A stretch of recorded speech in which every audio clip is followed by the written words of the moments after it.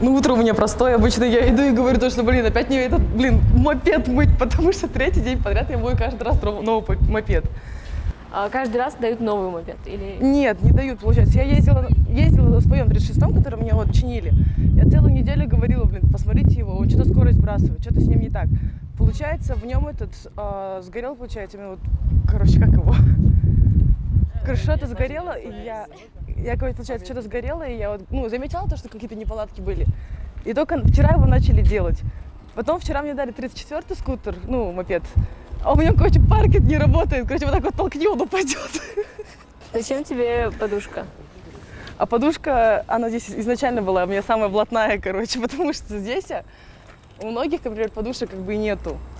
Вон. А у меня еда точно не растрясется. Зато удобно. И в плане вещи можно складывать спокойно, потому что ничего не случится с ними.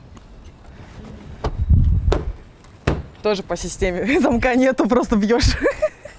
В плане техники, что нам рассказывают, что мы выгоняем скутера, нам обычно дается 2-3 минуты, мы разогреваем его здесь. Потом мы выводим его туда, и там уже и моем и мопед, и 10 минут мы прогреваем его, потому что все равно это 4-тактный мопед. Сколько литров примерно уходит в день? Литров? Примерно 3-4 литра на целый день. На целый день? 100-150 сам мы заливаемся, и бензин оплачивает компания.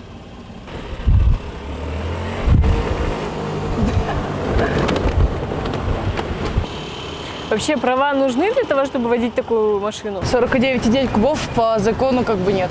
Нет. Не нужны. Но чтобы устроиться на работу, надо иметь опыт вождения на двухколесном транспорте. А меня взяли из-за того, что у меня был опыт в предыдущей компании курьера. Мой разгоняется 50. 45-50. Тут, это даже 40 не хватает по городу ехать, обгонять машину по пробкам и так далее. По городу 40 км вполне достаточно. Но если я выезжаю в пригород, то мне нужна чуть больше именно скорость, потому что я еду до дальние расстояния, и люди рассчитывают, что побыстрее получат свою еду или какую-нибудь свою вещь, которую они там заказывали, аж не знаю, у них про них терпение, они про них трёска, где оно мое. Это не важно, кто везет, что везет, как везут, через облака, все через это. Просто привезти пораньше надо. А вообще график работы у тебя какой? Вообще сейчас я работаю с 11 до 11. Сколько примерно заказов? Если я работаю нормально, то 15-16 заказов. Сколько ты уже работаешь здесь? Я здесь работаю примерно почти 3 недели. 3 недели. А вот это видео когда было наснято? Это 2 вроде сентября. А, в сентябре, да? Это мои первые дни рабочие вроде бы. Одни из первых дней. Я после стажировки, 3 дня мне стажировки было. А вообще до этого, до стажировки, мне 3 дня приходилось сюда приходить. Там были 20 человек, которые хотели устроиться на работу, 20 мужчин, и я одна. И все начали водить, то есть все, и мне потом говорят, кто-то из парней говорит, ты водишь лучше, чем они. Но то, что ты девушка, Марат Байке, на шеф переживает, потому что это первый раз происходит. Я такая, понимаю, я при уходе я приходила сюда, с ТикТака сюда, после работы, показывала, как я вожу. И мне то, что получалось, меня из этого взяли. А вообще сколько работаешь в курьерской службе именно? До этого ты же работала тоже? Написали в Экипрессе то, что я работаю якобы в середине лета, но с самого начала осени. Там чуть-чуть месяцок, ошибочка случилась. Я с детства на роликах каталась, и мне велосипед, любая техника мне давалась, я еще любила разбирать, сидеть в гараже, что-то там делать. А, ты увлекаешься, получается? У меня мотоцикл дома стоит, и мне свой, Зошин 190 кубовый, больше самодельный. Но он зарегистрирован немножко по-киргизски за 49,9, то, что у меня прав нету. Но вожу я давно. Сколько? Получается, вожу я мотоцикл примерно 1,5 года. Но это именно сезон, получается. Грубо говоря, 1 полноценный сезон я вожу. А скутер чуть-чуть раньше водил. Скутер это что? Это, с моторчиком что это? А механика там, обычно механика рука такая едет, да? А там нога у меня, на механике, когда переключаешь. Такая первая, потом поднимаешь 2, 3, 4, 5. Обычно, за весь день, потому что они белые, они очень запыляются. И кажется, как будто их, полгода не мыли. Но для меня так кажется. Мне некоторые люди говорят, что ты его помыла? Вроде он такой же чистый был. Но для меня это не чисто совсем. Но у нас город сам грязный, очень пыльный. Да. Я вожу зарядки, зарядные устройства, получается, пауэрбанки, наушники бывает. Там какие-то документы я возила на таможню. На таможню верха, получается, за Панфилова. Получается, разные вещи мы возим. Клиенты как относятся к тому, что такая молодая девушка? Но они когда слышат мой голос, когда я им звоню, такая, я говорю: алло, здравствуйте, вы где находитесь? Я подъехала. А это кто? Это кто? Типа, я такая: это курьер. Типа, теперь поняла. Но они не рассчитывают вообще женский голос услышать. Ну, ни капельки не рассчитывают. Потому что, ну, довольно для них это диковато, может быть. Но пока никто не жаловался, еще скажу. Узнают водители? А еще как узнают? Я еду спокойно, там, блин, пытаюсь, там, что-то это, короче, кто-то говорит: это с Инстаграма, вот это. Они там на полтуша так вот вылезут: с Инстаграма, подъезжай, тебя приступлю. Поговори со мной. Я же такая сижу, такая: блин, мужик, ты меня пугаешь. Ты подзываешь меня, мне страшно. Короче, разные ситуации бывают. Ну, некоторые люди начинают просто разговор, да? Это бензин, типа, или нет, типа? Я говорю: ну, типа, да, бензиновый. Двухтактный, да, наверное? Я говорю: нет, четырех, типа. Они говорят, что наши четырехтактные толком, ну, ремонтировать не могут. Я говорю: ну, здесь свои, получается, люди, которые ремонтируют. Он говорит: типа, сами наняли? Я говорю: ну, скорее всего, потому что люди давно этим делом уже занимаются. Это вы там в Инстаграме же засветились? Я говорю: ну, типа такого, да. И просто уже улыбаюсь. Как-то так, получается, получилось. Да, тут даже вот это есть. Я сначала испугалась, когда я вот это увидела. Да, и самое интересное, в плане работы, мы работаем в таком месте, где очень сложно выехать. И мне приходится по тротуару на Некрасова выезжать, а потом заворачивать только на Льва Толстого. Мне повезло, сегодня вообще машин нету. Такая встречка, да? Я не люблю пикать. Ну, подавать сигнал такой, потому что, ну, это не очень приятно. Давай тогда вернемся к твоему видео. Вообще, кто тебе рассказал о том, что залили его в сеть? Короче, я забирала заказ на Бакамбаева, Шипокова. Я забрала заказ, это такое маленькое лекарство. Там, получается, женщина передавала какой-то своей знакомой или что-то такое, наверное. Я сажусь, мне в Акурго надо ехать. Я, короче, думаю, там, наушник одела, цугис включила. Он обычно за 200 метров мне говорит, когда повернуть налево, там, это, короче, через столько подвернешь. Я иду по правой стороне, такая смело, спокойно, да, и тут поверни налево у светофора. Там пробка. Я такая, уже вот такими щенячьими глазами, короче, давай, блин, перестраиваться. Оказывается, там сидел Болот, и он, наверное, вот этот предчувствовал то, что, я вижу то, что он как бы не отъехал вперед, там оставил нормальное место, такая, подъезжает, такая, поблагодарила там по-своему, что мне, блин, сигналить, у меня, блин, авариек нет, у меня только вот поворотники, как я по сигнале, дворники вырублю, что ли? Пришлось как-то соображать, а мне шеф говорит, что у тебя получилось и извиниться, и поблагодарить одновременно. Да. Я такая: я не знаю, как так получилось. Он говорит: тебе надо сниматься в ТикТоке. Я говорю: типа, я в ТикТок как бы вообще не заходила еще, в смысле. Кроме Инстаграма у меня вроде толком ничего нету. А потом я еду в Акурго, не подозревая, что там что-то произошло у меня. Я еду спокойно, как бы доезжаю до Акурго, отдаю заказ. Тут мне шеф присылает, короче, фотку. Я такая, просто фотку вот эту. Я такая: все. Я там что-то натворила.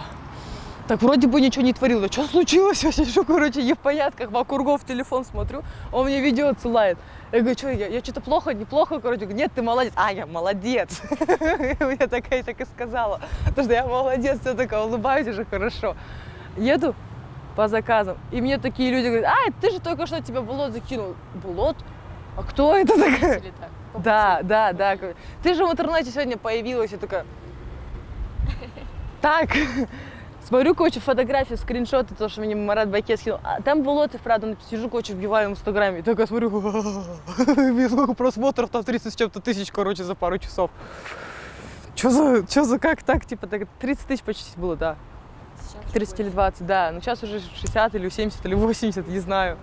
Знаю свою натуру, я довольно не стараюсь конфликтовать именно на дорогах. Ну, конечно, бывают люди разные. Я еду, получается, как это...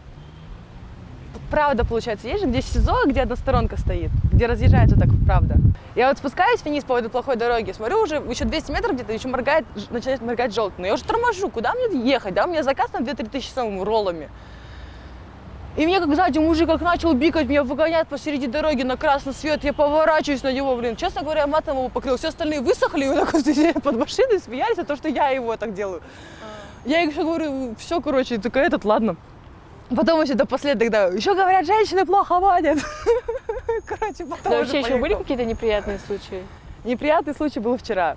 Я еду спокойно, да, смотрю, короче, там, типа, женщина, каблучок и учусь. Я говорю, это опасно, понимаю. Я сама это понимаю, это опасно. И она как за по тормозам, я давай по тормозам, чуть ли не вот так вот к ней уже, чуть ли не поцеловала ее. Я такая, блин. И тут она второй раз через 15 метров резко по тормозам. Газу дала и резко на тормоза, короче. И тут поворотик на врубила, уже когда затормозила. И у меня, короче, разворачиваюсь, мужик ржет, короче, проезжает. Потому что баба осуждает. Надо быть предсказуемым водителем. Когда ты предсказуемый водитель, ты если даже слегка нарушаешь, люди понимают тебя. А когда ты непредсказуемо себя ведешь, из-за этого получается именно, блин, какие-то катастрофы, люди сталкиваются. Когда ты начала работать, где? Это далеко. Мне было лет 13-14. Я работала няней у своих соседей. Ну, или просто помогала убираться там. А когда любовь вообще проявилась к мотоциклам? У тебя есть мотоцикл? Да. И Давно. Скутер? И скутер, я так поняла? Нет, скутера у меня нет. Я хочу продать мотоцикл, купить себе скутер 120-кубовый, наверное. Потому что я хочу, возможно, скоро улететь. И я хочу сестру научить кататься на скутере. Она на мотоцикл просто сама не сядет. Она его не поднимет. Она немножко худее меня, такая, ну, худенькая, миниатюрная, еще такого роста. Но мне еще 25, да, вот где исполнится 19-го. И на меня смотрит. На высокую. Говоря о парне, ты работаешь в достаточно мужском коллективе. Парень сам работает там. А вот после того, как видео распространилось, очень много внимания к твоей персоне. Как он относится к этому? Он такой, ну ничего, звезда моя моделька, там что-то такое сказала. Гордость появилась там какая-то. Что-то подобное этого. Но на самом-то деле это в социальных сетях как-то бурно обсуждалось, да. А в моей жизни, например, мой профиль-то спалили только в конце. А когда уже, ну, уже нет комментариев, уже нет вот этого кипиша, и это по-своему хорошо, мне никто так бурно не добавляется в Инстаграм. А если это было в первый день, то тогда был бы, наверное, эпик. Через пару дней после этого видео прихожу к парню домой, его мама, папа сидят, я говорю, ну, ты, наверное, уже показал, да? А, нет, не показал, короче. Показывают родителям. И он такой сидит, а я вот это вот этот Фрунзе, любимый город наш, не пойму, почему все слушали, оказывается, там твоя девушка вот эта там все ездит. Или я там иду такая, захожу в салон, там заказ отдаю, там какую-то кофточку, что-то. Я такая, это та самая девочка, сидят, мне 10 минут держат, разговаривают со мной.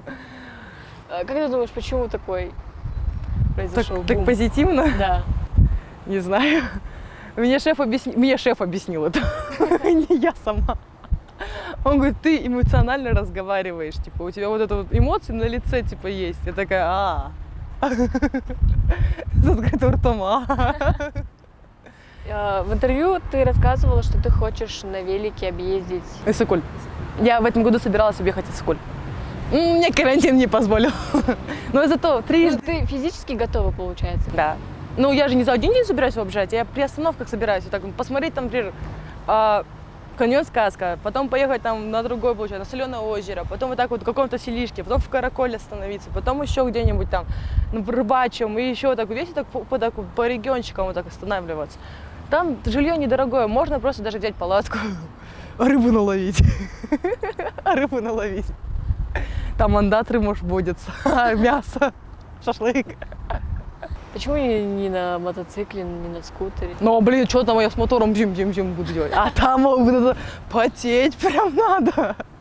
Там потеть надо, прям чувствовать, там подкачаться надо, там у меня ноги сгорят руками насквозь. Ну вот, сложнее же на велике. Ну вот, в этом и есть кайф. В этом и есть кайф. Покажи свою татуировку. Да она не доделана совсем. Что будет?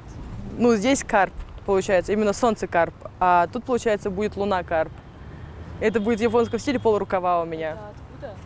Откуда? Да. Ну вообще, что за знак? Означает, типа, карп? Но это, скорее всего, более такого выносливого человека, который пытается добиться своей цели, и он знает, чего он хочет. Но и к тому же у меня карма будет инь-янь, солнце, луна.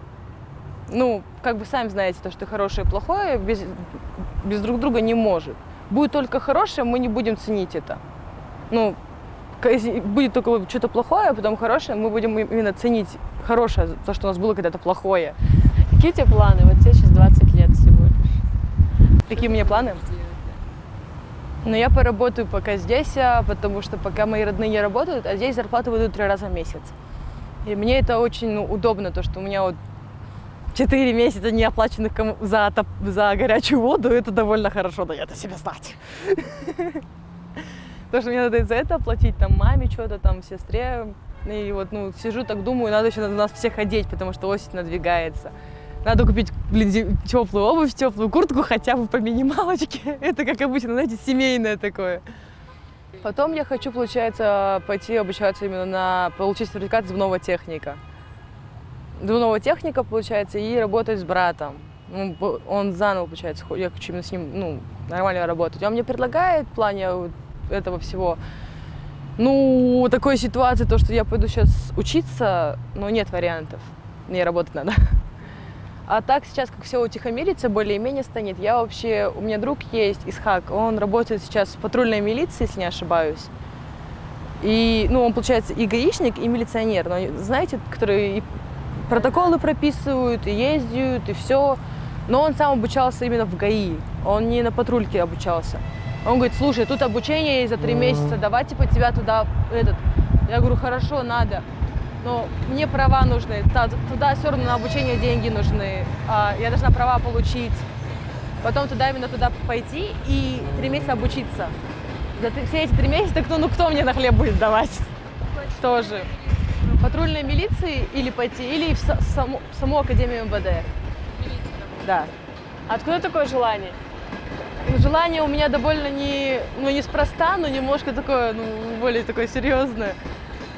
То, что я еще по школе, я очень против в плане наркотиков. Я вот это дело совсем не люблю. Я не спорю, я курю сигарет, но это никотин. Я покурила сигарету там 2 штучки в день, и все, да, это мое, подымела и ушла. А тут вот случился случай на работе, когда-то в моей жизни, то, что парень попросил покурить, ему дали сигарету, а там оказался спайс. И он вот так вот уснул на улице, короче. У него пена там, что-то такое, с ним что-то плохо было. И я очень сильно боюсь, что у меня будет ребенок, да, какой-то либо. И кто-нибудь там, типа, они все равно будут пробовать что-то, да, сигареты там с друзьями, за школой, там что-то, как-то хулиганить. У кого только этого не было. Я это все слышу, это все проходит через меня. Я сама это не употребляю. Это все равно доходит до меня. Я говорю, блин, вот до какой степени, значит, здесь все это развито, раз доходит до человека, который это не принимает. Как так получается? И вот когда предложат моему ребенку, я хочу с этим бороться.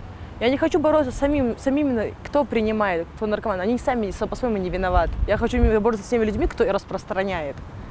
Вот это меня движет, то, что я не хочу плохого детства моим детям и не хочу, чтобы у них был какой-то, плохой человек в их жизни, потому что я боюсь этого. Я хочу дать именно какой-то хороший стержень им, своим характером, и понимаю, что в МВД мне это получится. Все люди говорят, ай, милиция, ай, это. А потом все равно к ним же приходят. А что, не так, что ли? Но пока ты хочешь начать с патрульной милиции. Я хочу начать в патрульной милиции, потому что он сказал, что если пойдешь на патрульную милицию, ты можешь работать, а потом учиться в Академии МВД. И что... вообще, я думаю, что... Почему это видео стало популярным? Потому что сейчас очень много негатива вокруг. И этот коронавирус тоже сказался, и тем более негатив. Люди вот все сидят, все лето пропустили, вот это все не отдохнули, не загорели, не сгорели, вот этого не было.